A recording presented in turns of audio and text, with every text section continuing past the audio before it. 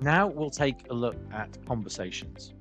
Now, conversations within Perform and Engage 365 are all about improving face-to-face communication, typically between managers and their employees. So now I'm going to go in as the employee. From the Me tab within Teams, I can see my full dashboard. It shows both my profile, my check-ins, any goals I have set, any skills and training from Learn 365, my recent activity, and conversations. You can access this directly from the main screen or from the screen on the left-hand side from the menu option here. Either way, you will see a list of your conversations. Now, typically, conversations represent that face-to-face conversation. That could be a one-to-one, maybe a monthly one-to-one, or it could be that annual review. We're now going to take a look at the annual review within conversations.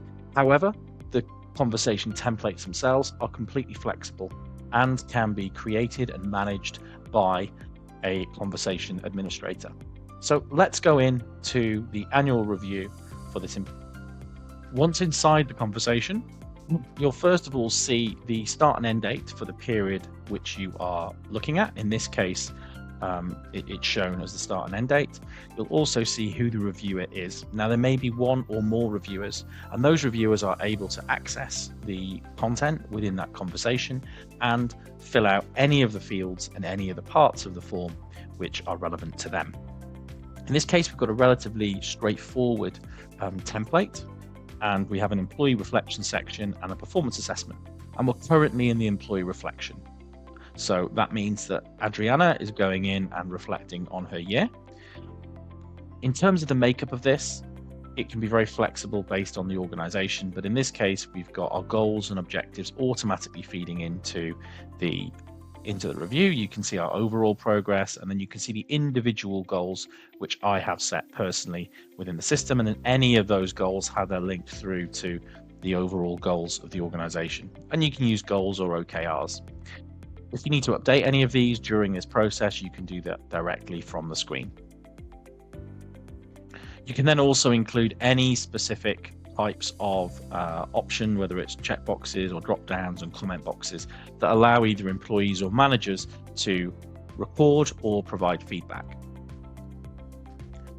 The templates are designed to automate as much of the data as possible. And a really nice example of this is when you're reflecting on achievements, for example.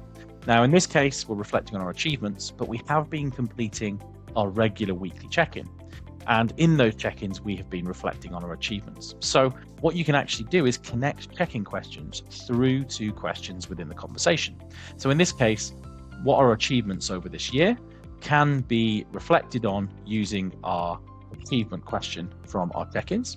If we click on view responses, we're able to see all the responses we've actually provided as part of that reflection that we provide on a weekly basis. And we can go in and we can tick off the items we want to include, such as this, or we can click add all, and it will add all of the responses that we provided during our check-ins.